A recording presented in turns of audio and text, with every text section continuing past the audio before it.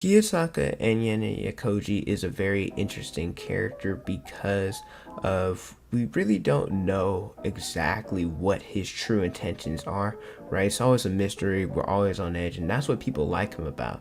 But in the manga version, he explicitly stated that his goal is he wants to figure out, is society equal? And in the anime version, I'm not really sure about the light novels. He did ask Chabishira how she viewed the world.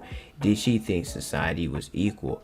And when you look at the three versions, the light novels, the anime, or the manga, they all are like have the same content. But I'd say like the light novels are the best source material, then the anime version, and then the manga, right? And there's a quote that talks about this from all of them, but I'm gonna use the anime version because it's the most convenient. Like I said, they all mean the same thing, they all have the same content. But this is just the quote from the first minute of Classroom of the Elite, and it talks about, is society equal? And I would play the quote, but it's actually more than the time allowed for me to use it, and I get in trouble for it. So I'm gonna read the quote for you guys. The quote says, "A great man once said, heaven does not create one person above or below another." But the quote doesn't end there. It actually says we're equal at birth, but then gaps appear. That the differences are the result of one's academic efforts or lack thereof. At any rate, humans are capable of thinking for themselves. Equality may be a false concept, but our inequality remains a difficult thing to accept. Now, I'm going to try my best not to really edit that much of this video.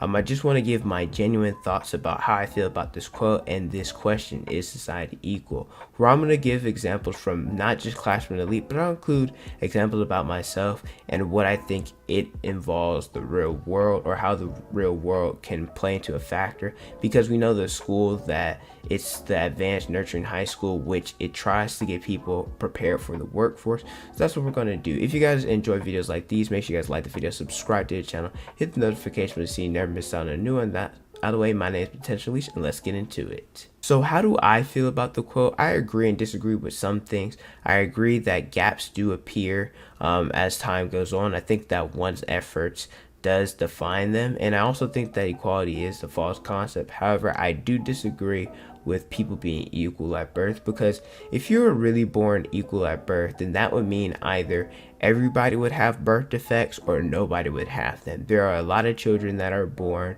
unhealthy, or there's something wrong with them. There's different premature babies. There's people who are born with cancer, born with brain tumors, born with different intestine issues or organ issues. There's people missing limbs, and there's some people who are limbs smaller that are, the list can go on. So in terms of being equal at birth, even at birth, some people are born with disadvantages. It's actually, it makes me sad, and this is kind of why I'm scared to have kids, because let's just say something were to happen to my kid at birth, I'd probably feel really hard on myself and really sad because of the different challenges they have to go through. The term equality comes from something, or at least this, I think it has to do with the White Room. We're supposed to get a volume 0 eventually. I'm not sure when it's supposed to come out, but it's supposed to be about Kiyotaka's past, where we know very little about the White Room, but we know that the White Room is a controlled environment, which it creates artificial geniuses from normal people. Then we had an interaction with Tsukishiro and Kiyotaka in volume 11 and a half, where basically Tsukishiro, he's going to send some White Room students in. Now I want to say I am all the way from year 2 volume 6, so you guys are not caught up. There will be some spoilers, not really like major ones, but there will be some in there. But in terms of like White Room students that entered the school, it's 2, I believe. It's kind of like 2.5. If you know, you know, right? But Kiyotaka, in this interaction, he says he doesn't know about the people in the world because it's 7 billion of them, right?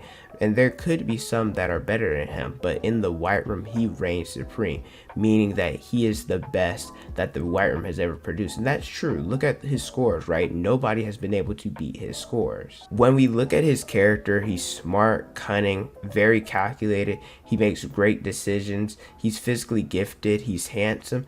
You can honestly say he's basically perfect. However, not everyone's perfect.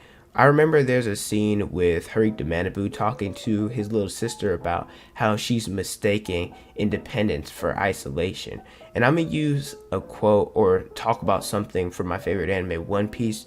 really quickly because it defines that you can't do everything alone. There was a scene where Luffy's going against Arlong where he says he can't use swords, can't navigate, can't cook, he can't lie because nobody on the sea can do anything alone.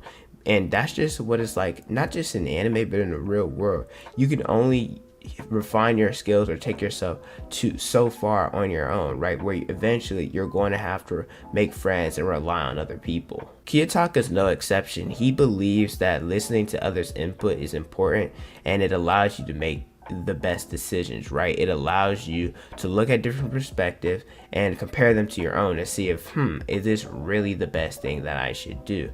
Where Kiyotaka, the best example comes from year 2, volume 5, with the whole Kushida situation. He ended up putting her in a situation where she could be expelled. She was exposed to the class, where he believed that she was the best person to expel, where Harikta ended up saving her and went against him.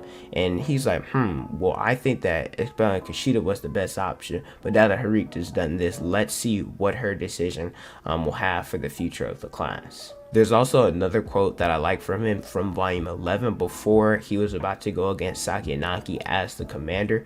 Harikta was basically asking him like, yo, is he down for this or are you going to be good? Where he says, yeah, this is a loose quote, but basically he's like, even when I'm half-assing it, I'll still win and I'll still be the best. This then begs the question, how can society deal with somebody like that? And I think that this school is designed to mirror the real world. I think that compared to like schools IRL, because I'm in college, right? I'm a sophomore, and so I've experienced elementary, middle, and high school. I think that this does the best job of preparing students for the real world because you have to work with people. People getting expelled, right? In the real world, people get fired. You have to work with your competition, right? There's underhanded methods that people do in order to win, just like the real world. He talked about breaking rules, right? Or figuring out what all you can do to tightrope against breaking rules. And I agree, right? There are different rules that people break. Like for example, in the real world, most people speed. I freaking speed, right? But here's the thing, you know the rules, right? There are different things that you can do or put in place to go around them or tightrope around breaking them and following them. However, once you know the rules and you do something to break them, you can't get mad at if you get stopped or get in trouble, right? So in terms of this school, I think there are, well, not just in the school, but in general, people excel in different aspects. And we're going to use some people in the school as an example. For one, Saginaki. At least what has been shown, I think she's the second smartest behind Kiyotaka, where now it's kind of hard to determine true intelligence, but when it comes to chess, it was stated that if they play 10 games, she's winning 5 and he's winning 5. Then there's Hosen. His physical ability is actually insane, wherein he made Pseudo his bitch, right? He made Ruin his bitch for a little bit, but then Ruin ended up sneaking up on him, right, with a different method, having Ishizaki and Albert pin him down while Ruin ended up beating on him, right? So I really want to know how Hosen would compete against a student from the White Room. Maybe he'd be equal, maybe he'd be better, maybe he'd be worse, I don't know. There's also Koenji, right? He showcased what he can do on the island test in year 2. He was going crazy. He ended up getting first place, where I want to mention that not everybody from the White Room, even though that it's been proven that they're excelling what they do, not everybody from the White Room will necessarily be better than people who are not in a controlled environment. Which then makes me want to talk about a controlled environment for a little bit, because even if you implement stuff that everybody has to follow, everybody has to do, there's always going to be people that excel in one way or another, right? Genetics still play a factor. If you study at the same time that somebody else does, y'all grades are not going to necessarily be equal. Y'all won't necessarily have the same grades. If you do physical like training, right, weight training, stamina training, all of that, just because y'all do the same amount, and this does not mean that you will be equal in those categories. Like I said, genetics definitely play a factor. Where I want to talk about meritocracy, because there was the whole debate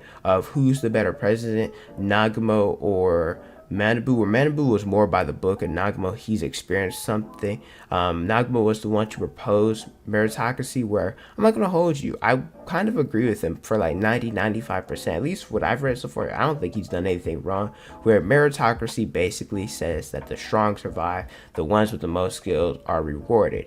And I think that's how it should be. Those who put in the effort to improve, or they do show improvement and are skilled and talented, I think that they should be rewarded. I think that's how society should be, right? People are constantly changing, people are constantly improving, and that's just how human nature is. Humans are always going to evolve, where I think there are some stragglers who don't try to evolve, and they want you to put them in your backpack and carry them to the finish line, where though I believe those who don't try to improve, that they should be left behind. I do think that helping people is very important. Like I said, not everybody can do everything alone, but carrying them isn't what you should do, and guiding them is what you should do instead. When you look at intelligence, I think that there are and it's been displayed, I know you guys can relate to this, there are some people who study their ass off, right? They study so hard just to get a B, maybe even a C.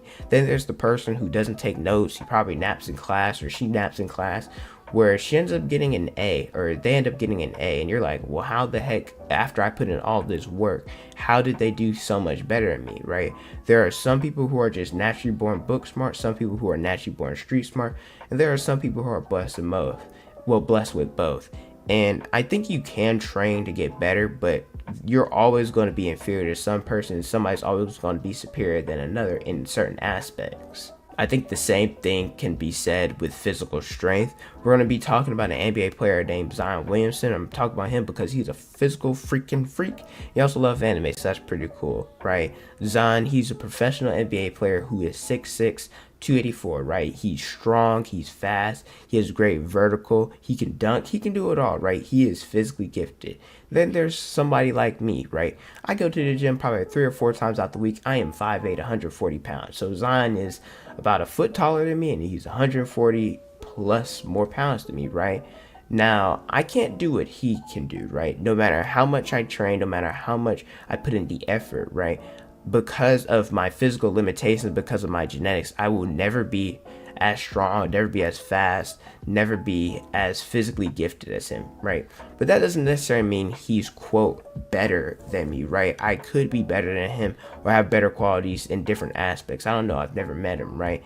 And I'm not mad that, what he's done. And I want to specify this, not just with him, but people who excel in other things, that most of them deserve what they do because of all the time and effort they put in. I know I used to be an athlete in high school, so I know the amount of time that you have to sacrifice in order to be great.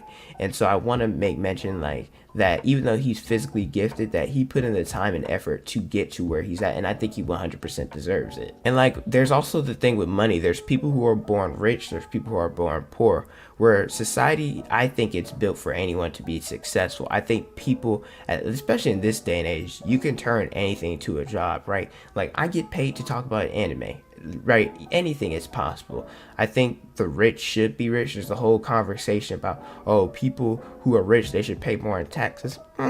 I think anybody can be rich based off of do what rich people do, right? It's not hard to do. Read different books and watch videos because they're out there, right? And I'm only 18 years old, and I'm already trying to set myself up doing the stuff that rich people have done, right? Read Rich Dad Poor Dad. Read How to Win Friends and Influence People. Read, there's a lot of books out there, I'm telling you, right?